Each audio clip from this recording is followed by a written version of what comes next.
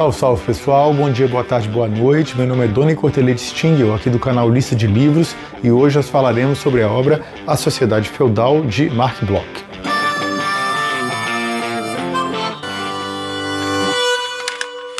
Bem, o Marc Bloch cresceu em um ambiente extremamente escolarizado, extremamente já intelectualizado.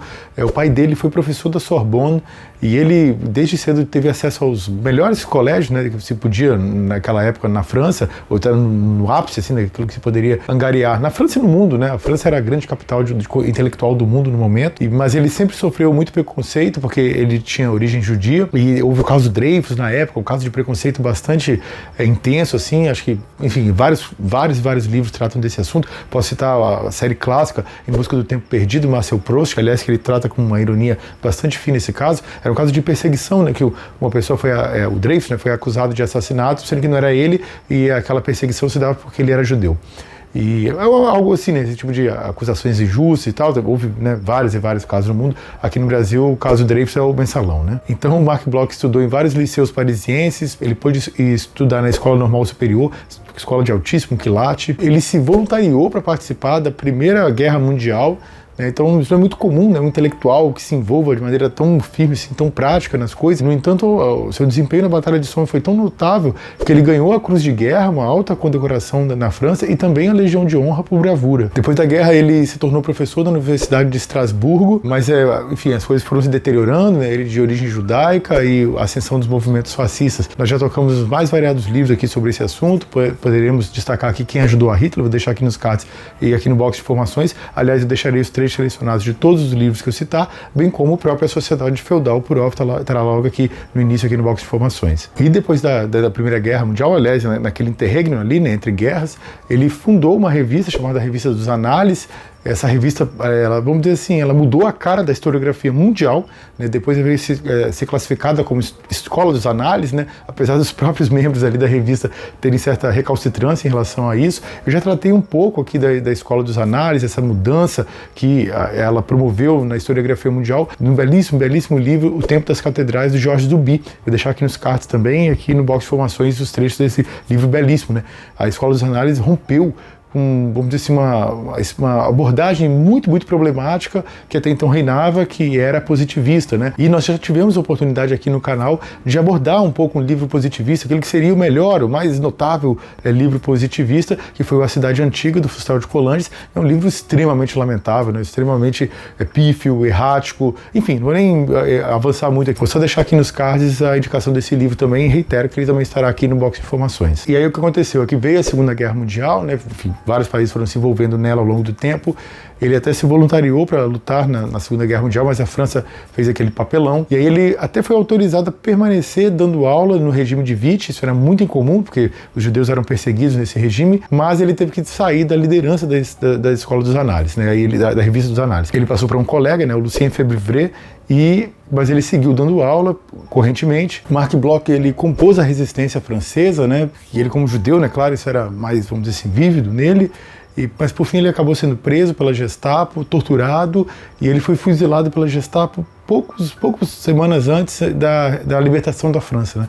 Uma grande pena. Ele acabou virando um mártir, né, da própria historiografia, daquele personagem que vai até as últimas consequências na defesa de seus ideais. E a história dele, assim, é um grande exemplo, né? Um grande exemplo de atitude, nos mais variados campos, né? Tanto da ação quanto da própria intelectualidade. Ele fez, assim, essa relação, a praxis, né, de maneira, vamos dizer assim, estupenda, de maneira brilhante. No belo prefácio aqui desse livro, aqui assinado pelo Laurent Dessais, né, ele é tradutor e prefaciador aqui da obra, ele diz que esse livro, ele, na verdade, compunha uma coleção chamada L'Evolution de l'Humanité, ou seja, a evolução da humanidade. Eram dezenas de livros que gostariam de contemplar variados aspectos da história francesa e europeia, especialmente vinculados à Idade Média. E o Marc Bloch, ele foi designado para selecionar um desses volumes. Aí depois ele aceitou. Aí depois ele foi designado para o segundo, para um terceiro, e por fim ele pediu para fazer um quarto volume. Com tudo atrasado, não entregava nenhum e tal, mas esse quarto ele era mais próximo do tema que ele particularmente estava estudando, e foi o único que ele lançou, que ele pôde lançar, né, que foi A Sociedade Feudal. Para nossa sorte, né, porque esse é um estudo, vamos dizer assim, seminal sobre a Idade Média, e todos aqueles que hoje vão se debruçar um pouquinho sobre esse tema, acabam sempre recorrendo a ele, é uma fonte assim básica. Esse livro mudou a forma como a Idade Média é observada e a forma como pode-se abordá-la, como pode-se estudá-la de maneira mais precisa. E é interessante que, habitualmente, a Idade Média é dividida entre o século V depois de Cristo até o século XV, né? Mas, assim, os feudos, né, aquilo que se considerou chamado de feudalismo, apesar de ele aqui logo no início, aqui no prefácio do próprio, né, autor, ele dizia que há uma divergência em relação ao que isso efetivamente significa, e ele aqui vai dar a impressão dele. O feudalismo em si, ele se caracterizou de maneira mais intensa entre os séculos 9 e 13.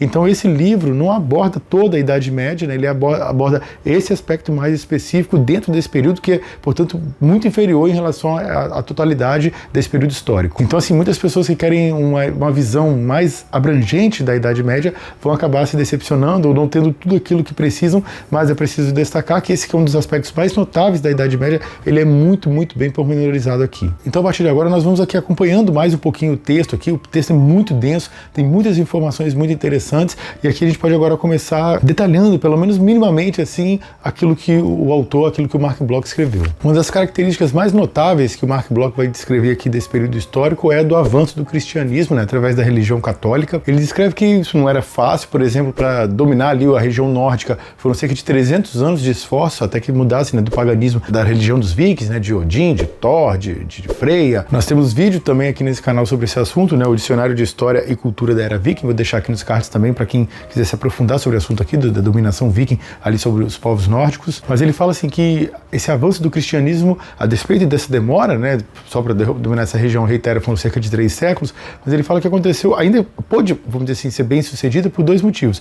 Primeiro, boa parte dos nórdicos não tinham uma crença muito válida, eles eram alguns mais ateus, assim, então assim, pôde entrar uma nova religião passando o papel de verdadeira, vamos dizer assim, porque a antecedente não, vamos dizer assim, os cativava tanto, e por outro lado, aqueles que acreditavam, que eram crédulos, eles eram politeístas, portanto eles já acreditavam em vários deuses. Quando chegava-se com a informação de mais um, não era algo estranho, né? Eles podiam assimilar como mais um deus, e aquilo progressivamente ia tomando aquele tamanho do mais importante, até que por fim abandonava-se a religião pregressa e se adotava o cristianismo. E ele fala que é muito interessante que não foram necessariamente as missões da igreja que conseguiram fazer essas conversões, mas às vezes em locais onde a igreja havia conseguido, né, estabelecer o cristianismo, formular o cristianismo com a sua estrutura episcopal e tal, com a estrutura mais hierarquicamente definida, portanto um pouquinho diferente lá dos vikings, que eram uma coisa um pouco mais gasosa, né? Os líderes políticos eram líderes religiosos, diferentemente do cristianismo, que o braço religioso ele tinha certa, né, relativa independência. Então aquela estrutura de funcionários, né, que tem uma liderança a qual ele se remete, que era o Papa e tal, ou seja, uma estrutura mais sólida, assim, né? Então ele fala que a igreja, digamos que conseguiu se estabelecer, conseguiu se solidificar em certa região.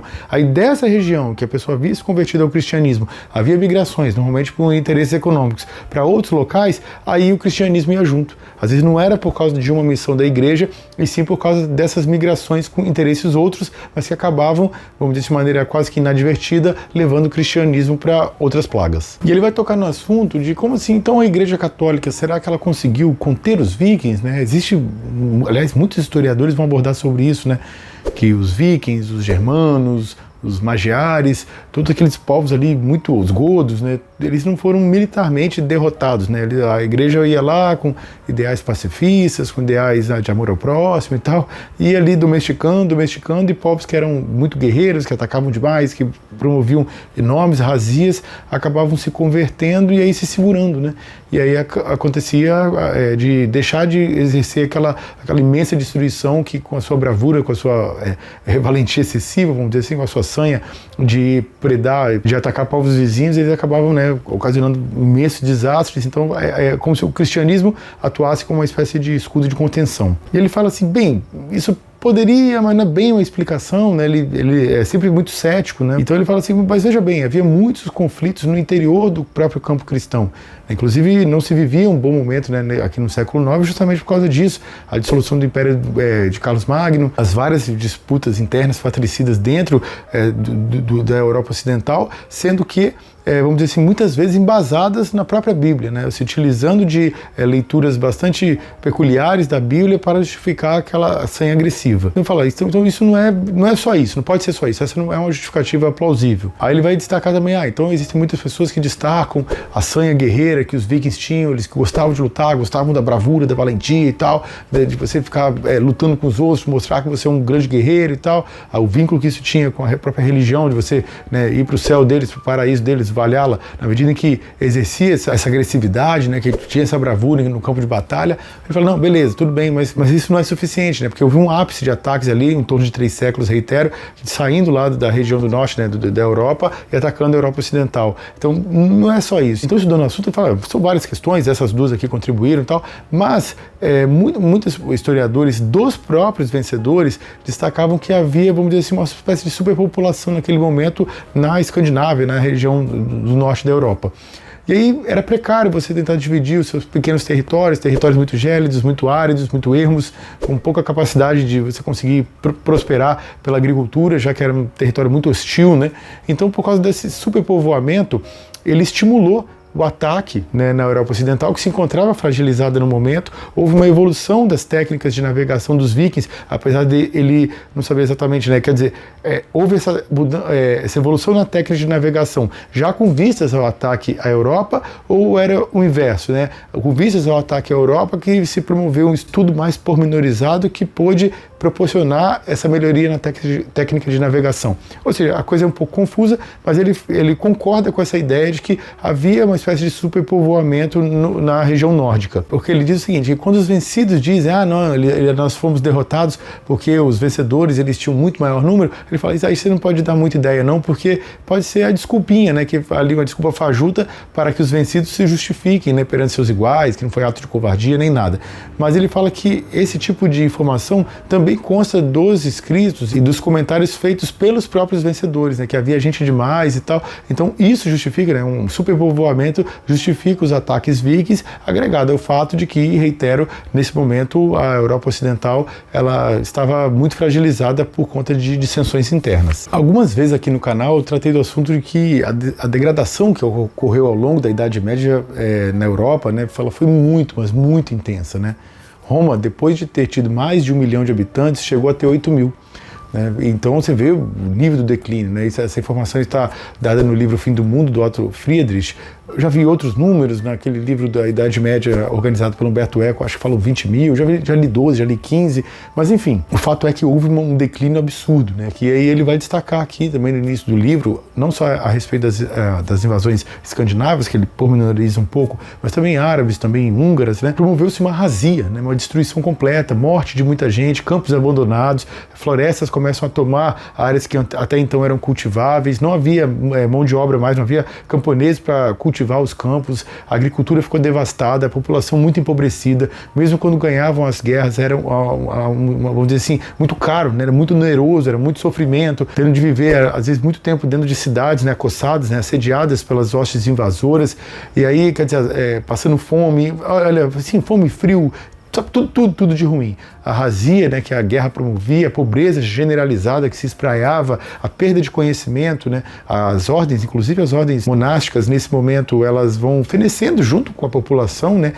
e eram as ordens religiosas que mantinham ali o conhecimento, a escrita, o estudo, né, e aí a perda de conhecimento agregado, porque elas vão diminuindo, vão fenecendo, vão sendo atacadas também por essas hostes invasoras.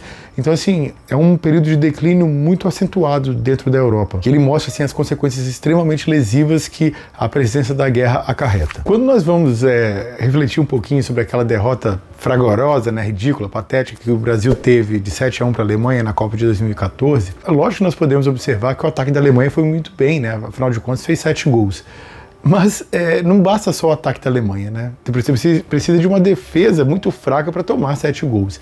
E ele vai observar, lógico que não vai dar esse exemplo aqui, né, já que o livro é de muitos anos atrás, mas essa é uma analogia que nós podemos fazer com aquilo que ele descreve em relação aos ataques que a Europa Ocidental sofre, ora dos escandinavos, ora dos árabes, ora dos magiares. Ou seja, a Europa encontrava-se muito desagregada, muito desorganizada, uma perda de conhecimento muito grande ocorreu. Então, por exemplo, os italianos lá, né, que nem às vezes findados, assim, a Itália estava fixada ainda, mas eles já conseguiam lá, com seus genoveses, lombardos, etc, venezianos, etc, eles já conseguiam se proteger das invasões árabes pelo mar. Colocavam barcos lá que iam fazer a sua defesa, né? E nem precisava ali destacar aqui de barcos muito qualificados. Mas se houvesse já uma defesa marítima, eles conseguiriam impedir esses ataques através do Mediterrâneo.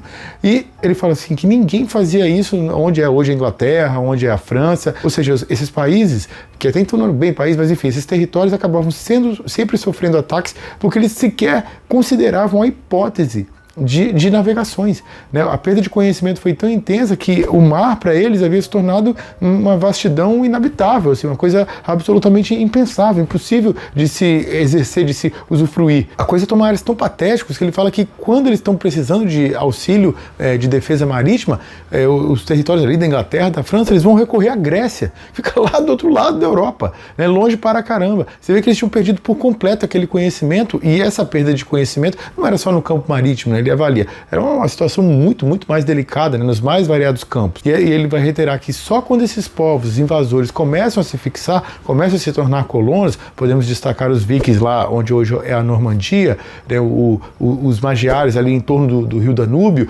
aí que a coisa começa a ficar um pouco, vamos dizer assim, menos pior. Né, porque eles, vamos dizer assim, ganharam a guerra e puderam ali se fixar. E o Mark Bloch destaca também que vamos dizer assim, se houvesse o confronto de, vamos dizer assim, 500 nômades, né, desses povos nômades que vinham atacar a Europa, e 500 moradores, vamos dizer assim, sedentários, esses nômades ganhariam, porque eram pessoas já mais bravias, expostas a condições piores, com agressividade, vamos dizer assim, uma dificuldade na vida cotidiana maior do que esse, e, portanto, poderiam ganhar essa batalha. Mas ele fala, veja bem, por que vai ser 500 contra 500, né? Porque, veja, os recursos, a situação desse que é um povo sedentário, ela deveria ser melhor, porque ele está conseguindo plantar melhor, colher melhor, ele tem uma capacidade de acumular mais conhecimento, ele, em resumo, tem condições de fornecer uma estrutura de exército, uma estrutura de defesa muito mais intensa, muito mais interessante, muito mais razoável do que esse povo nômade, que é mais ignorante, bruto e embrutecido, né? Mas não tem talvez tanto conhecimento, não tem a facilidade de recursos, não tem facilidade de armar uma estratégia de guerra mais ampla, ou seja, não era para ter uma razia tão profunda quanto que esses povos nômades fizeram, mas só conseguiram fazê-lo justamente porque a Europa já ia mas muito mal das pernas. O Mark Bloch destaca aqui, vamos dizer assim, a dificuldade que era para os guerreiros da época ali da Europa ao se depararem ali com aquele guerreiro tão diferente que vinham atacá-los, né, esses que eu já citei aqui, magiares, árabes, escandinavos. Ele fala assim que isso gerava certo torpor, né, gesto, vamos dizer assim, era uma coisa um pouco estupefaciente, né, porque vinha aquele ataque, aquele personagem tão distinto, alguns interpretavam aquilo como uma espécie de prenúncio da vinda do anticristo, e aí isso acabava facilitando, né, que eles acabassem sucumbindo ante aquelas forças invasoras. Isso demorou um pouquinho, parece para que eles, vamos dizer assim, se equivalessem. Não dá para enfrentar esses caras, dá para derrotá-los, sendo que várias vezes se mostrou, anos e anos depois, que conseguiam, né? Com exércitos alinhados, eles conseguiam infligir derrotas pesadas para esses invasores. Mas isso demorou um pouco, né? Foi um processo um pouco lento, sabe? Um pouco errático. E outro aspecto que ele destaca também é que, na medida em que havia muitas questiúnculas internas, muitos debates, muitas divisões, sabe? Uma coisa era muito problemático dentro da própria Europa, isso, por óbvio, facilitava a invasão externa, né? E, inclusive porque os reis, na época, eles não tinham quase poder nenhum. Ele destaca aqui, por exemplo, Otão o Grande, que era um dos maiores monarcas da época, ele não conseguiu compor um exército mínimo para impedir lá o escândalo de Freinet, lá, o arraso que eles sofreram. Ele chega a citar um caso aqui de um rei, né, chamado Luís III, que construiu um castelo sobre o Escalda e não conseguiu gente suficiente para ficar ali vivendo, comprou uma guarda que ficasse dentro desse castelo para impedir a invasão dos normandos. Então, assim, era muita fragilidade dentro da própria Europa que, por óbvio, acabava facilitando o caminho dos invasores. Mas ele destaca também que depois dessas imensas razias, depois que esses povos ali se fixaram, a Europa não foi atacada de maneira, vamos dizer assim, tão dura, né? Mesmo quando outros povos tentaram, como os mongóis, como os turcos, a Europa Ocidental conseguiu se proteger, diferentemente de várias outras regiões do mundo que continuavam sofrendo ataques bárbaros, ataques muito lesivos, que impediam o progresso da sociedade, impediam o desenvolvimento da cultura. E ele fala que Esse foi um dos fatores que permitiu que a Europa Ocidental conseguisse desenvolver depois disso, né? Porque ela sofreu essa razia, sofreu esses bravos ataques, mas depois disso isso formou um corpus ali de proteção do próprio continente europeu ocidental. Ele faz um contraponto que os povos, por exemplo, da Europa Oriental estavam sofrendo até pouco tempo antes, né, da escrita desse livro aqui, invasão de povos das estepes e povos turcos. E o fato, reitera, de esses invasores terem se, vamos dizer assim, apacentado, né, se tornado sedentários e passado a proteger o próprio continente da Europa Ocidental, isso permitiu, vamos dizer assim, um avanço daquilo que é chamado de cultura, de civilização europeia. O Marc Bloch afirma aqui que um traço fundamental, assim, da primeira idade feudal é, de fato, o declínio da população europeia, né? E, claro, o declínio de população, sempre que nós avaliamos assim, costuma ser um traço fundamental, né? Um traço decisivo vamos dizer assim, do êxito civilizatório, né? Hoje é um pouquinho mais tranquilo, porque existem métodos contraceptivos, você consegue,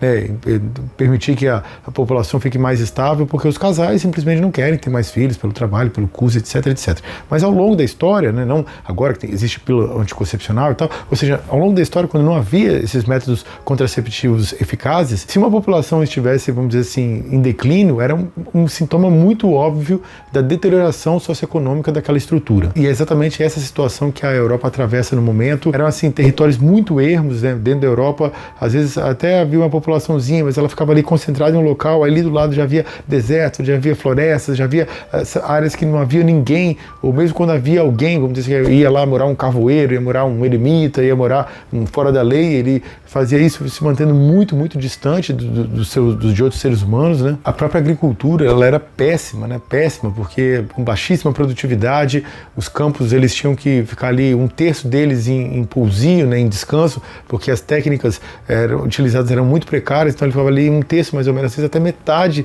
do campo descansando, né? Para você ir, aí ia plantar em outro território, e esse descanso também, esse pousio, não era muito bem feito, às vezes demorava de um pouquinho a mais para voltar para ele, aí a natureza já havia voltado ali a germinar outras plantas e tal, então aquele terreno voltava a ser um terreno baldio, já não era mais um terreno propício à agricultura, ou seja, era uma situação muito precária, de perda de conhecimento técnico, perda de quantidade de pessoas vivendo no local, ou seja, tudo muito difícil, muito duro, e sabe, um período, vamos dizer assim, muito inóspito para a história da civilização europeia. O Marc Bloch destaca aqui que a moeda, ela nunca esteve, vamos dizer assim, ausente do Ocidente medieval, mas ela era rara, né? Às vezes só dependia ali, vamos dizer assim, daquela região tinha que produzir as moedas, tinha que produzir o dinheiro, porque quando ia para outro território, outra região, aí havia uma especulação financeira grande, isso valia o quê? Isso valia assim, isso valia assado.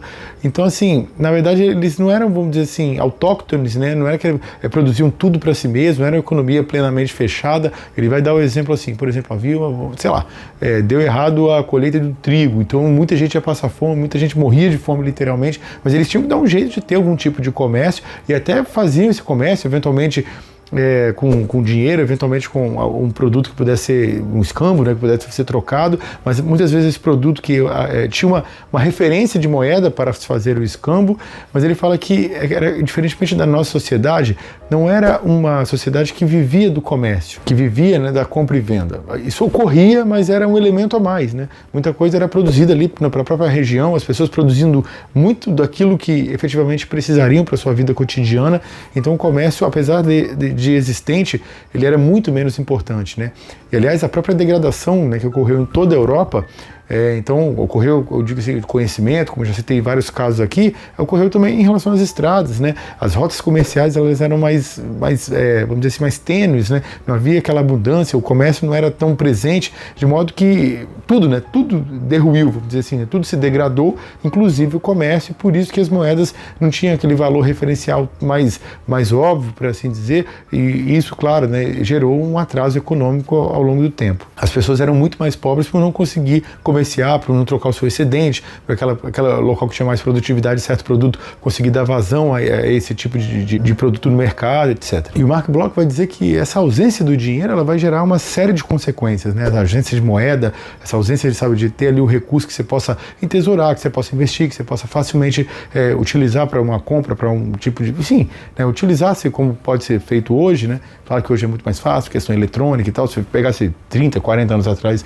ainda era um pouco mais retardo, retardado, tinha que guardar lá debaixo do colchão e tal. Aqui no Brasil não guardava por causa da inflação, né? Mas se você pegar aqui os argentinos, eles acumulavam dólar embaixo do colchão até bem poucos anos atrás. Aliás, depois do Milei voltou aí, tem muitos fazendo isso até voltar a fazer, né, nos dias de hoje. Aqueles que têm condição, né? Ele fala que isso, por exemplo, a ausência de dinheiro, ela vai acarretar, por exemplo, a dificuldade de você pagar um salário a um funcionário. Porque se você não existe a moeda, como é que você vai pagá-lo pelo serviço que ele presta? Então ele fala que muitas vezes os funcionários iam ter que viver ali da comida, da bebida, do acolhimento, né? O proprietário de terras ia ter que dar isso, você vai poder viver aqui, né? Vai poder subsistir aqui, eu vou te manter aqui em condições minimamente conseguir viver, conseguir trabalhar, né? Conseguir ali se alimentar e ter descanso e tal, ou quando eram guerreiros e tudo, como é que eles iam pagar, né? Que aí já era um valor mais elevado para pessoas de posição social mais elevada. Aí como eles pagavam? Eles pagavam dando uma terra. Mas na verdade não davam a terra, assim, era, vamos dizer assim, você pode ficar com esse pedaço de terra aqui todo para você, enquanto você está prestando serviço para mim. Mas a partir do momento que a pessoa começava a trabalhar naquela terra, viver naquela terra, empreender ali e se esforçar para ficar ali um tempo e tal, quer dizer, ele passava a considerar aquela terra como sua. Mas na verdade não era, porque ainda era daquele senhor feudal, então começava a gerar aquela divergência, né? Aí essa pessoa a quem foi cedido esse pedaço de terra tentava diminuir a quantidade de serviços prestados a esse senhor feudal, porque aquela terra já seria supostamente sua, gerando uma série de entreveros, vamos dizer assim. Isso tudo decorrente, reitero, da ausência de moeda, da ausência de recursos financeiros que pudessem ser manuseados de maneira mais fácil e que, portanto, impediam o salariato. Mas, né, depois de toda essa razia, né, de todo, vamos dizer assim, esse desastre que aconteceu com essas invasões, a fragilidade da Europa, né, na ideia aqui do livro, da sociedade feudal, parece que bate assim no fundo do poço, né, e começa a retornar, né? As invasões deixam de acontecer, começa a ocorrer certo progresso, certo desenvolvimento econômico, aquelas regiões mais áridas começam a voltar a ser povoadas, o fluxo do comércio aumenta, a quantidade de moedas por conseguinte aumenta, o progresso demográfico, né, que é o que na época você conseguiria avaliar de maneira mais plena, vamos dizer assim, quão bom ou quão ruim era aquela sociabilidade. Ele começa a avançar, né, começa a aumentar a população na Europa Ocidental, começa a surgir ali uma burguesia urbana que comercia de maneira bastante frequente, com bastante intensidade. Muitas pontes são construídas no século XII, houve uma melhoria na atrelagem dos animais que permitiu um desempenho econômico mais favorável. Então a Europa começa, eu reitero, né, a voltar a avançar, né, depois de ter passado por esse longo e tenebroso inverno, vamos dizer assim. É interessante que nesse bojo de mudanças, ali pelo final do século XI, os artesãos e os mercadores, sempre houve, né, artesãos e mercadores, mas eles passam a tomar uma importância muito maior, muito maior do que nos tempos pregressos, né? O dinheiro começa a circular de maneira mais intensa. Até então, dentro dos feudos, não havia quase circulação de moeda nenhuma, como eu havia afirmado aqui, era uma coisa muito precária, e ela começa assim vamos dizer, a fluir de maneira mais fácil. Então esses atores, né, especialmente os comerciantes, que eram até então subjugados ali, tinham uma importância bastante precária, eles passam a ser os atores mais importantes da ordem socioeconômica de então. Isso ali, então a gente começa a perceber lá, de maneira incipiente, né, os primórdios ali do capitalismo. O que pode resumir é que, nesse momento, o produtor deixa de ter certa importância, né, e passa a ser o comerciante que passa a, vamos dizer assim, ter cada vez mais importância na estrutura hierárquica daquela sociedade. De toda maneira, o Marc Bloch faz aqui aquela lembrança, né, da forma como a natureza tinha uma relação, vamos dizer assim, com a humanidade muito diferente da que nós temos hoje, né? Hoje, tanta tecnologia, tantas luzes, um controle, né, relativo que o ser humano exerce sobre a natureza, a despeito de maneira tão predatória por conta desse sistema capitalista. A natureza está aí, né? Os resultados estão vindo aí, a torta direito, secas, tempestades, geadas, enfim, a Terra está sofrendo, né, com a degradação ocasionada pelo sistema capitalista. E ele fala assim que nesse tempo histórico, né, a relação era completamente outra, né? Então você tinha muitos animais selvagens que hoje povoam, sei lá, os contos, né, dos irmãos Grimm. Já teve até vídeo aqui dos irmãos Grimm, gravado aqui por uma aba de literatura infanto-juvenil aqui quando eu leio para minhas filhas. Mas esses animais selvagens, lobos, ursos, etc., eles eram uma constante, né? Você saía, como eu disse, se saía um pouquinho, né, do povoado, você já estava em um território ermo. E nesses territórios havia muito, e às vezes até nos territórios plantados chegavam esses animais selvagens. De modo que a caça, ela compunha vamos dizer assim, a uma espécie de defesa da vida humana mesmo, porque aqueles animais podiam matar as pessoas, e também o alimento deles, né? Ou seja, remetendo-se a priscas eras, né? Quando se dependia de caça, quando se dependia de animais, quando se dependia de frutas silvestres, quando se dependia do mel. Então, os europeus dessa época dependiam desse tipo de alimentação mais antiga, vamos dizer assim, né? O Império Romano havia também se descolado um pouquinho, tinha uma técnica mais elaborada de agricultura e tal. Não, a Europa Ocidental desse tempo histórico, ela tem uma relação com a natureza bastante antiquada, bastante, vamos dizer assim, regressiva, com muita dificuldade. O frio era muito intenso, mesmo dentro dos castelos, as noites eram muito escuras, não havia uma iluminação artificial adequada, ou seja, vamos dizer assim, eles sofriam muito, né? Eles não tinham um domínio relativo da natureza adequado, muito ao contrário mesmo. E claro, né, era uma população que sofria muito, não tinha recursos medicinais adequados, tinha uma mortalidade infantil muito elevada. Isso contribuía até para embotar um pouco o sentimento das pessoas, né? Porque, por exemplo, a perda de filhos era uma constante. Então, assim, era uma situação bastante trágica, né, que a Europa viveu nesse período histórico. Até que ele destaca aqui uma coisa interessante, que parecia que era um mundo que se considerava velho, mas na verdade ele era inclusive dirigido por pessoas jovens, porque não havia uma expectativa de vida elevada, né? As pessoas morriam muito rápido. Então, a despeito de ter essa sensação, né, de que o mundo estaria para acabar a qualquer momento e tal, que é o fim da humanidade, mas isso eram os jovens dizendo, porque as pessoas com 40 anos de idade, por exemplo, já eram consideradas praticamente idosas, né? E claro, né, havia essa expectativa de vida muito baixa por causa da quantidade enorme de epidemias, uma higiene muito precária, sabe, uma falta de conhecimento, né, uma ignorância, né? A gente sofreu tanto aqui na pandemia recentemente, né, mesmo com tanto conhecimento acumulado que poderia ser utilizado de maneira efetiva para nos proteger. E a gente viu, né, com cloroquina e afins, o desastre que ceifou a vida de centenas de milhares de brasileiros, de conterrâneos nossos, de uma forma completamente desnecessária. Você imagina nesse tempo histórico, então, né? E isso dava margem também a uma série de, vamos dizer assim, exotismos religiosos, supersticiosos na época, né? Então, as pessoas vendo isso no final dos tempos, vendo isso, sinais, assim, de intervenção divina para punir os homens, era abrir esse, vamos dizer assim, guarda, né, para toda sorte de interpretação teológica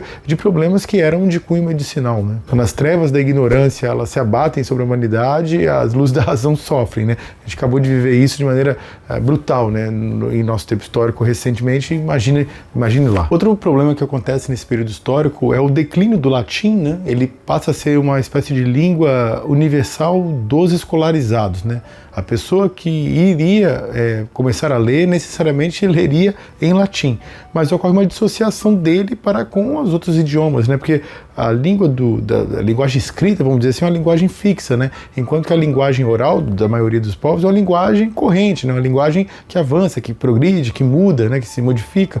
E por conseguinte vai havendo cada vez mais uma dissociação, né, entre a questão escrita, mas da pessoa mais escolarizada, da pessoa que fala dois idiomas, porque eles acabam se dissociando muito, especialmente os germânicos, né, vão indo para um caminho muito divergente, e o resultado é essa dissociação ali entre os intelectuais, entre os que estudavam. Os documentos todos eram redigidos em latim, né, só havia a língua latina escrita, basicamente, de modo que isso dificultava muito. O Mark Bloch reclama aqui, porque quando você passa, vamos dizer assim, eu quero acessar um documento qualquer, né? Porque ele fala assim que documentos que são essenciais, são os mais importantes para você entender como é que é uma sociedade, documentos de venda ou doação, documentos de libertação ou dependência, mandados judiciais, privilégios reais, autos de homenagem, ou seja, documentos que vão conseguir retratar aquela sociedade fora, assim, sem querer se transformar em documento histórico, né? Eles falam que passa, vamos dizer assim, pela dublagem, né? Pelo crivo de você mudar o idioma, então perde a espontaneidade, perde a sinceridade que acompanha, vamos dizer assim, de maneira mais precisa a linguagem corrente. Então ele fala que um historiador hoje, quando ele quer analisar esses documentos, ele tem que tentar fazer, vamos dizer assim, a transcrição inversa, né? Tentar deduzir o que aquilo queria ser dito na sua língua original. É uma tarefa hercúlea, né? E ele acha, assim, que a falta de exatidão mental, né, a falta de precisão, assim, do raciocínio, né, pelos mais variados campos aqui que a gente já destacou, da precariedade científica, tecnológica, que acompanhou a época, ele acha que essa duplicidade na língua, né, que é uma parte que se expressa de maneira mais refinada intelectualmente, seu idioma estrangeiro, isso tem influência, né? Porque aí a pessoa que não sabia falar esse idioma, mesmo que tivesse uma técnica mais refinada, não conseguiria passar, não conseguiria codificar, não conseguiria espraiar esse conhecimento, ou seja, isso contribuiu para o atraso relativo da Europa Ocidental nesse tempo histórico. Ele também destaca aqui as dificuldades no acesso ao conhecimento da época, né? Havia aqui algumas belas e honrosas exceções, por exemplo, Roberto Pio, rei sábio de Deus, tinha sido aluno de Gerberto e Renz, Guilherme Conquistador tomou um preceptor para o seu filho Roberto, o Otão III, né, o rei Otão III, que tinha sido, na verdade, educado pela mãe dele, que era uma princesa bizantina, ele sabia falar grego e latim. Guilherme III da Aquitânia, ele fez uma bela biblioteca, onde vários, né, dos seus funcionários o vinham ficar até tarde da noite, porém, né, ele vai dizer que essas são exceções que confirmam a regra, né? O grosso da população é analfabeta, sem conhecimento nenhum, sabe, uma coisa muito, muito precária. Isso dificultava a transmissão de conhecimento, por óbvio, né? E assim mesmo, aliás, na própria nobreza, né? Às vezes, alguns dos nobres, no final da vida, iam para os mosteiros, né? Eles eram chamados de conversos, e esses conversos era sinônimo na época de idiotia, de idiota, né? Vamos dizer assim. Por quê? Porque eles eram pessoas que não conseguiam ler e entender os livros sagrados, né? Os pequenos e médios senhores da época, ou seja, já estavam numa escala hierárquica superior, ainda assim eram analfabetos. Isso se mostrava, né, como esses exemplos, ao irem no final da vida para mosteiros e acabarem evidenciando o analfabetismo deles. O Mark Bloch destaca que assim, a religiosidade é um aspecto muito, muito importante desse período histórico, mesmo que assim, ele fala que havia alguém que pudesse contestar a ideia de Deus, ser um ateu assim da época, ele fala, até poderia, mas assim que passasse pelo primeiro aperto, né, o ateísmo já ia pelos ares, né, porque vamos dizer assim, compunha imaginário, né? O religioso compunha imaginário de maneira muito vívida, a despeito de muitas vezes ser um religioso muito distinto daquilo que a religião da época, que era católica, propunha, né? Porque era uma religiosidade, vamos dizer assim, um pouco mais natural, um pouco mais instintiva, né? Não era, às vezes, vinculada a um conhecimento mais pormenorizado, inclusive da própria teologia católica, porque não tinha acesso, né? As pessoas, às vezes, não tinham, vamos dizer assim, acesso a um cura mais, assim, qualificado, às vezes eram pessoas que haviam ouvido falar e tal, não era aquele conhecimento tão bem estabelecido, não chegava, né? A igreja às vezes não conseguia chegar nos territórios mais ermos, ou quando chegava era de maneira um pouco aproximada, né, de pessoas que ainda eram estudantes, que estavam tentando de maneira desesperada ocupar esses territórios. Tudo era muito difícil, na verdade, né? De toda maneira, era um povo extremamente religioso, né? Então ele vai destacar que nunca em toda a história da humanidade houve um momento em que a teologia se aproximou tanto da religiosidade viva da população, vamos dizer assim. Da forma como a religião coletiva era verdadeiramente vivida e sentida. É interessante que esse mundo natural, né, o mundo que nós podemos observar, ele era considerado na Idade Feudal aqui uma espécie de máscara, sabe? Ele só estava ali apontando aquele que era o mundo real, vamos dizer assim, né? Aquele que era o mundo divino, o mundo ou diabólico, né? Ou seja, as estruturas que a gente pode ver no nosso cotidiano nada mais era que uma espécie de sombra, né, da realidade, vamos dizer assim, verdadeira, que era a realidade transcendente, né? Isso lembra até um pouco aqui o Platão, né? Como nessa descrição fica bastante claro, né? Essa é a teoria das ideias e tal, né? E claro, né? Tudo, assim, havia uma preocupação enorme com o fim dos tempos, né? Eles se sentiam vivenciando o fim dos tempos de maneira muito, muito intensa, né? Acho que quem me escuta agora já deve ter escutado falar de pessoas que estão, o fim do tempo está chegando, Jesus vai voltar, lá.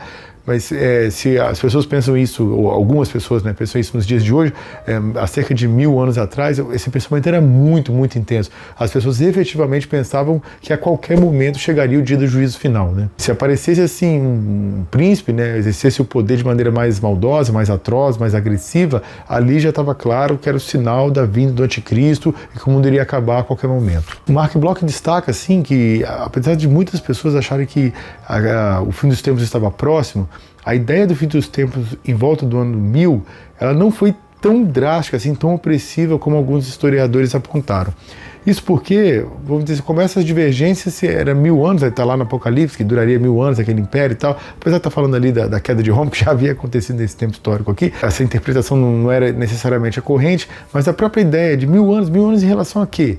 em relação à morte de Cristo, então o mundo acabaria em 1033, ou em relação ao nascimento de Cristo, então acabaria no ano 1000.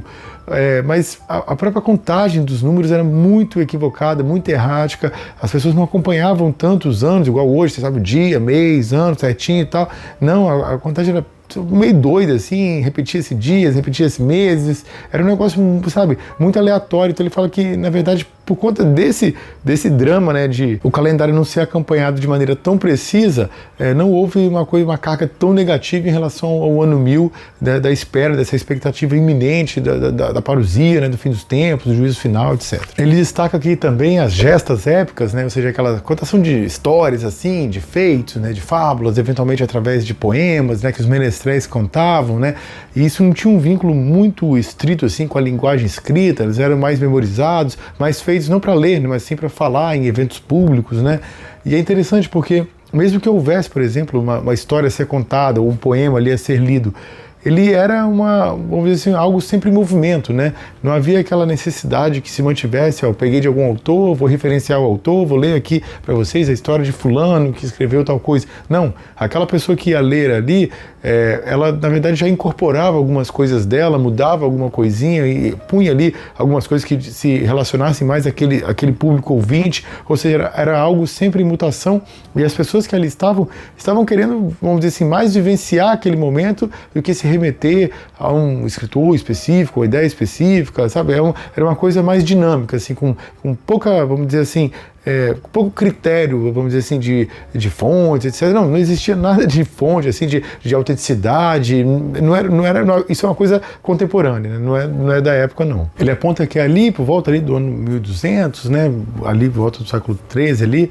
que começa assim os autores, as pessoas a quererem ler coisas além de elementos, vamos dizer, religiosos, voltar a coisa secular, aí cita ali um Vergésio, cita algum outro autor latino, mesmo que muitas vezes recorrendo a paráfrases, mas parece assim que é o início, né? O Mark Bloch destaca, não, a partir daí isso gera uma curiosidade, as pessoas querem ter acesso ao texto contínuo daqueles grandiosos autores pregressos ou que não tiveram influência cristã, então assim, é o início de um retorno cultural, vamos dizer assim, uma espécie de proto-renascimento, vamos dizer assim. De toda maneira, ele vai dizer assim, né, que esse homem ali do ano 1200, ele tem várias características que ele se assemelha ao das gerações anteriores. É violento, tem variações bruscas assim de humor, tem uma preocupação com o sobrenatural bastante elevada, especialmente com questões de presenças diabólicas. Tem ali uma influência dos maniqueus, que era considerada uma heresia para a época, né? Mas de toda maneira, ele tem uma divergência profunda, vamos dizer assim, em relação ao período precedente, que são pessoas mais conscientes, mais instruídas. E ele destaca de maneira interessante que essa tomada de consciência tem muito vínculo com a reforma gregoriana, é chamada de reforma gregoriana por causa do Papa Gregório VII, né, que foi um dos indutores dessa reforma. É interessante que foi uma reforma ali estimulada por clérigos e monges, né, e é essa reforma que acaba, vamos dizer assim, dissociando, por fim mesmo, aquilo que seria uma espécie de cristianismo primitivo já para uma estrutura hierarquicamente rígida, né, que compunha a igreja, né.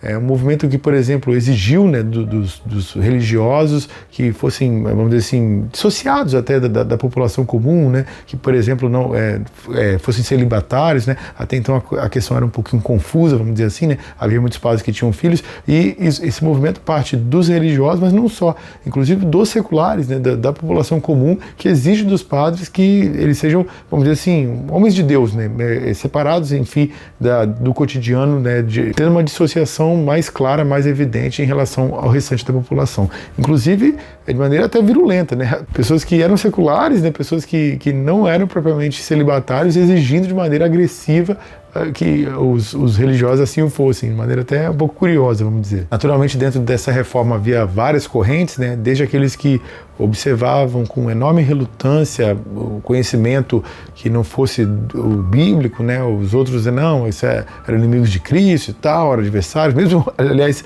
vivendo eventualmente antes de Cristo, né? Como Platão, Sócrates, Aristóteles, etc. Mas havia, por outro lado, pessoas que eram ali membros dessa reforma gregoriana, indutores dela, que discutiam assuntos diversos, né? Inclusive sobre o fim do Estado, quais eram os direitos dos reis, dos papas, o direito da população, ou seja, era um movimento contraditório, né? Mas que despertou muita coisa dentro da Europa. Ele destaca que houve uma elevação assim do nível de debates também em relação ao direito, houve uma evolução assim daquilo que compõe propriamente o direito, e isso vai se espraiando em várias áreas da sociedade, vamos dizer assim, de modo que isso é observado até em documentos assim comuns. Ele fala que, pô, você pega um documento do ano 1000, um documento do século XII, a diferença ali, né, a forma como é escrita, a forma como é elaborada, vamos dizer assim, é muito mais claro, muito mais preciso, muito mais correto, muito mais bem redigido aquele do século XII, ou seja, um período de distância de tempo muito curto, ele já fez uma diferença muito grande por causa desse espraiamento intelectual decorrente da reforma gregoriana, reitero. Uma coisa que ele destaca que nesse tempo histórico, vamos dizer assim, a forma como as pessoas se dividiam, né, qual eram os direitos, os deveres, como trabalhava, era muito, muito dissonante, né? Então a pessoa que trabalhava, que recebia, era o foreiro, vamos dizer assim, tinha que pagar o foro, mas depois ele deixava de pagar, a terra era dele, aí tinha que prestar serviço militar, aí o serviço militar era por quantos dias. Olha, era muito confuso, né? Reitero, né? Não havia um salário exatamente, né? Não havia a divergência hierárquica era um pouco confusa, as coisas mudavam, né, ao longo do tempo, ou de geração para geração.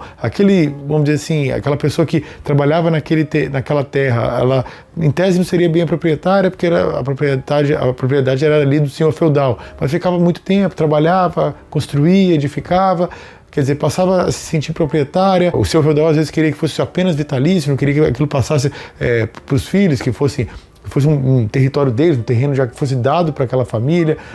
Enfim, houve 1001 tipos de divisões internas dentro da sociedade feudal sobre a forma como a propriedade era tratada. Uma coisa particularmente importante aqui na sociedade feudal era a vingança, né? Ou seja, a possibilidade de uma pessoa, depois de sofrer algum tipo de punição, enfim, alguma coisa que se julgou desmoralizada, ou um caso de morte, enfim, de ir lá e executar uma vingança contra aquela pessoa que o ofendeu. E era uma coisa assim extremamente generalizada que os nobres faziam muito, né? Então muitos e muitos casos de vingança, se escreve fight, né? Nem sei como é que se soletra, mas iam lá para lavar a honra, e isso guiou assim, muitos e muitos povos, e às vezes questões pequenas se transformavam em cenários catastróficos, com dezenas de pessoas morrendo de parte a parte das famílias por causa dessa vingança que começa uma coisinha e escalava, né? E era interessante porque essa vingança ela não cabia, por exemplo, só a pessoa que fez propriamente o ato, né? Então, o fulano atacou o cicrano, matou o cicrano, e a família não precisa necessariamente atacar esse fulano aqui, não. Alguém da família dele, alguém que é vamos dizer assim, da relação dele, você podia atacar e aí teria sido executada a vingança. Inclusive, esse sujeito, em certo momento, já até morreu, mas você tinha que ali lavar o sangue, assim, do nome da sua família. Isso gerava uma série de problemas, né, para a própria legislação da época, né? Muitas vezes os governos tentavam conter um pouco, né, tentavam colocar ali uns freios, né? Às vezes essas vinganças elas eram, na verdade, meros pretextos para pessoas que queriam, por exemplo, tomar o território inimigo. Aí dizia lá, eu fui ofendido, vou lá fazer uma vingança, e a minha vingança vai ser vou tomar esse território para que o nome da minha família seja lavado, né? Enfim, era questão complexa, mas o fato é que existiu ao longo de muito tempo mesmo, esse exercício, vamos dizer assim, da justiça através das próprias mãos, né? Ele cita um caso aqui de um personagem que se julga injustiçado de estar sendo levado ao tribunal por conta de ter atacado uma pessoa, porque ele diz, não, eu estou apenas me vingando, o sobrinho desse personagem aí me atacou, e aí eu ataquei ele. Mas ele fala que, vamos dizer, o julgado fala, eu esperei os 40 dias que são, né, da legislação para executar a vingança. E o Mark Bloch, ele destaca que esses 40 dias era para que os parentes, né, de ambas as partes ficassem completamente cientes do problema, né, se tivesse de ter alguma intercorrência e tal, se eles iam apoiar, como é que ia fazer. Então os 40 dias eram para isso, né? Alguns anos atrás eu li um livro bem fraquinho sobre a Idade Média, nossa, muito errático mesmo. Vou deixar aqui nos cards para quem quiser se arriscar. Os trechos selecionados estarão aqui embaixo. Acho que se chama Luz sobre a Idade Média, da Regina Pernod, né, salvo engano. Enfim, e esse livro fraquíssimo, ele dizia que esses 40 dias, na verdade, eram justamente uma iniciativa da igreja, que 40 é um número bíblico que está nos mais variados momentos da Bíblia, né? 40 na Bíblia nem é literal, né? É um número simbólico, quer dizer muita coisa, né? Então 40 dias choveu, lá para gerar o dilúvio, né? 40 dias Jesus foi tentado no deserto, 40 anos no deserto, passaram lá os judeus em busca da terra prometida. Enfim, não é um número literal na Bíblia, né? Inclusive 40 anos significava uma geração para os intelectuais lá da época. Mas a Regine Pernod fala em seu livro que esses 40 dias era justamente para que as pessoas se acalmassem, ou seja, para que desse ali um tempo de reflexão, que a pessoa não ficasse ali, sabe, inflamada com aquele acontecimento na hora, então eu já vou lá, eu vou executar minha vingança e tal, e aquilo descambava em muita morte. Então os 40 dias eram um freio, que até passar 40 dias a pessoa se acalmou e tal, saiu aquela vivacidade excessiva, né? E de fato, apesar de o livro dela ser bastante errático, eu acho que nesse aspecto ele é mais sensato. De toda maneira, reitero, a execução de vinganças era algo estritamente generalizado, mesmo que fosse 40 dias depois, quando a pessoa se dignava a seguir a legislação de alguns países da época. E essa vingança poderia ser exercida de maneira, vamos dizer assim, peculiar, né? Então, por exemplo, a pessoa podia sofrer uma morte na família, foi desrespeitado e tal, ela podia pagar uma multa para compensar esse dano que havia sido feito de maneira, vamos dizer assim, carnal, né? Então era possível você comprar ali o seu perdão, né? Uma coisa um pouco excêntrica, vamos dizer assim. O Mark Bloch destaca aqui também como era complexa a transmissão assim de bens, né? Havia uma espécie de império da linhagem, né? Mas assim com muitas controvérsias, até quando aquilo guiava, quando vai se tornando parente, quando vai dividindo, subdividindo, como é que faria isso? Passaria para uma pessoa só? Passaria para o primogênito? Não necessariamente era o primogênito que recebia, aliás, às vezes tinha que, aí mandava um virar clérigo para tentar manter ali o patrimônio da família não tão fracionado, às vezes só um que recebia, olha, uma confusão danada, né? Então ele vai destacando aqui que aí às vezes havia um castelo grande, aí as pessoas iam, vamos dizer assim, compartilhavam aquele castelo, às vezes iam tentando manter um território assim ao redor, mesmo sendo a mesma família, e ali se unificavam ali, voltavam para ali, isso aqui é o castelo de toda a família, ou seja, era complexa essa divisão e não necessariamente seguia os critérios que a gente pensa hoje. Por exemplo, o critério de você selecionar o primogênito para receber tudo, os 50%, isso não acontecia. Às vezes o pai direcionava para um lado ou para o outro, isso variou ao longo do tempo, vamos dizer assim. Era muito comum a subordinação de homem a outro homem, né? Então, se designava dessa maneira, né? Então, o conde era o homem do rei, né? Então, ele tinha que defender o rei em situações que isso necessitasse. Da mesma maneira, o conde tinha lá um seu feudal pequeno, né, um príncipe, ou algum cargo que representasse menor, porque a nomenclatura era um pouco variável, mas aí esse homem, essa pessoa era o homem do conde. E assim sucessivamente, né? E algumas vezes tinha uma cerimônia, um ritualzinho, né? A pessoa colocava lá as mãos unidas assim, se ajoelhava, aí esse líder, vamos dizer assim, esse protetor, vamos dizer assim, pegava as mãos e dizia ali algumas palavras, estava aceitando aquela pessoa, e os dois se beijavam na boca, selando ali, vamos dizer assim, um acordo mútuo, né? Um de proteção em relação ao outro e um de trabalhar para esse em determinado tipo de esfera também, porque variava conforme tempo, circunstância, etc., a quantidade de dias, qual seria o tipo de serviço feito, seria um serviço militar, seria um risco com risco de morte, etc., etc. E é interessante que esse gestual, né, chamado homenagem, né, tinha esse aspecto ali de proteção e independência, né, bastante clássico, aliás, né, mas com o passar do tempo ele passou a ter um caráter mais religioso. Parece que esse ritual aqui, até de beijar na boca, ele era mais germânico, assim, mais de cunho pagão, e depois passou a ser exigido juramentos com a mão na Bíblia, com aquela ameaça do inferno para quem não desse, vamos dizer assim, cabo do seu juramento, para quem não seguisse rigidamente, né? Mas o fato é que isso foi bastante comum, bastante generalizado ao longo da sociedade feudal. E algumas características são interessantes, assim, dessa relação, né, de dependência, assim, esse teatro feito, porque, por exemplo, se uma pessoa morria, vamos dizer assim, o filho do vassalo, ele morria, o que ele tinha que fazer? O filho tinha que ir lá e prestar de novo essa reverência. Ou, se era o suzerano que falecia, e o filho recebia, vamos dizer assim, né, assumia ali os direitos do pai, novamente o vassalo tinha que prestar, porque ela era uma relação de dependência que não era, vamos dizer assim, hereditária. Você tinha que estar continuamente repassando ali, repisando, para demonstrar claro a vigência daquele contrato acordado, né? E era um contrato muito buscado, porque as pessoas não podiam ficar sem algum tipo de proteção. Sempre tinham que estar sob a égide de alguém, sob a proteção de alguém, porque senão o bicho pegava pro lado deles, vamos dizer assim, né? E, claro, aquela pessoa mais poderosa queria ter muitas pessoas assambarcadas por si, né, protegidas por si, e de alguma maneira trabalhando por si, e por outro lado, aquela pessoa mais humilde, ela tinha que ter alguém para protegê-la, porque senão algum poderoso passaria por cima dela. E, aliás, era muito comum aqui na sociedade feudal as dependências recíprocas, né? Ou seja, o rei, que aí tinha alguns nobres, ou muitos nobres, esses nobres por si tinham nobres de menor quilate, vamos dizer assim, e assim ia descendo, até chegar o camponês que não mandava em ninguém, vamos dizer. Mas assim, as relações de dependência mútua eram muito comuns, gerando, aliás, uma série de contradições, né? Porque às vezes a pessoa tá aqui, né? Então tinha vamos dizer assim, o seu senhor, aí o senhor do seu senhor, em certo momento ali houve uma divergência, mas anteriormente ele estaria sobre, vamos dizer assim, o guarda-chuva desse senhor aqui, ele ia ficar do lado de quem? Geral, esse tipo de problemática, sabe? Mas de qualquer maneira, as pessoas não estavam ali, não havia assim um camponês abandonado, sem a proteção de alguém. Sempre estava, ou quase sempre, né? Ruim utilizar esse tipo de generalização, mas ele diz assim, sempre estava sob algum tipo de proteção, algum tipo de guarda-chuva, não ficava solto na pista não, porque senão a tendência era ser devassado. Ele trata também das dificuldades de se manter um corpo de guerra ali preparado, né? Aqueles guerreiros valorosos, tal, nobres, muito agressivos e tal, doidos ali para arrumar qualquer coisa que viraria vingança e tal. E como é que manteria esses soldados, né?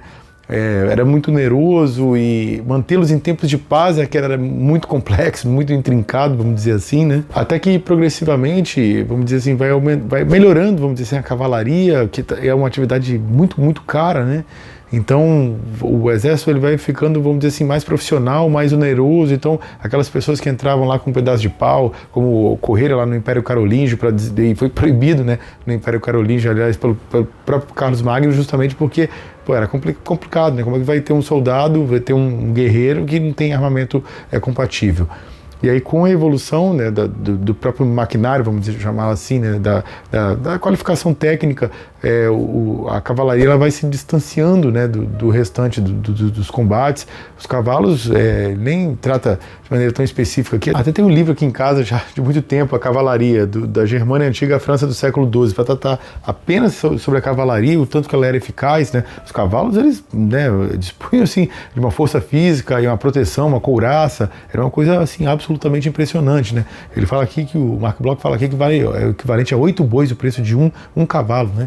Ele cita um caso de uma pessoa que vendeu o terreno da família em troca de um cavalo e uma espada. Você vê como é que eram caríssimos, né? Então manter um exército era uma coisa extremamente onerosa, e na medida em que foi complexificando o seu armamento, ele foi se tornando cada vez mais uma atividade dos nobres. Porque até então todo mundo participava da guerra, né? Aí com essa, vamos dizer assim, divergência, inclusive isso veio, vamos dizer assim, auxiliou na própria solidificação da identidade da cavalaria com os nobres e, portanto, dos próprios nobres em si. Outra coisa que ele destaca aqui são o estribo e a ferradura, elementos que contribuíram decisivamente para que a cavalaria fosse efetiva, né, para que a cavalaria tivesse uma efetividade maior no combate. Isso havia sido ignorado por muito tempo, assim, por excessivo tempo na Europa. Só a partir do século IX que esses dois instrumentos começam a ser relatados em documentos. A ferradura, né, facilitava as cavalgadas, permitia a utilização de uma carga maior nos animais. O estribo permitia um controle melhor deles, especialmente no combate, quando isso era estritamente necessário, né? Permitia-se uma postura melhor também, isso facilitava seu impulso, facilitava os ataques. É interessante o relato dele também da tentativa que as realezas foram exercendo na época de ampliar, vamos dizer assim, essa complexificação da hierárquica, de modo que todos estivessem, vamos dizer assim, sob o guarda-chuva deles, né? Ou seja, um rei desse uma ordem que descesse ao conde, que descesse ao suzerano, descendo, até chegar ao último homem lá que pudesse auxiliar de alguma maneira o rei e o reinado como um todo, né? O país como um todo, vamos dizer assim. Isso não foi bem linear, vamos dizer assim, mas houve uma tentativa, ao menos, de alguns reis mais clarividentes da necessidade de ter assim, um comando direto, já que não havia, como no Império Romano, a estrutura estatal de maneira tão sólida, estabelecida, que permitisse que a organização se comandasse por si só. Aí tentava-se fazer esses laços de sangue, através de laços de sangue, através de laços de sangue, até chegar ao último homem lá, aquele que, quando olha para o lado, não tem ninguém atrás, vamos dizer assim. E aí, pessoal, a gente já tem um bom tempo aqui de vídeo. Eu vou fazer o seguinte, eu vou dividir esse vídeo, não vou deixá-lo tão extenso não, porque é muita informação, né? Bastante coisa aqui selecionada que eu gostaria de compartilhar com vocês. Então vamos dar uma parada aqui, depois haverá outra parte, ou talvez outras partes, vou decidir ainda, sobre esse belíssimo livro, A Sociedade Feudal. Já de antemão gostaria de perguntar o que você está achando do vídeo, o que você achou das informações. Se conhece o Mark Bloch, comenta à vontade aqui embaixo. É isso, um forte abraço, um beijo no coração e até a próxima. Tchau, valeu!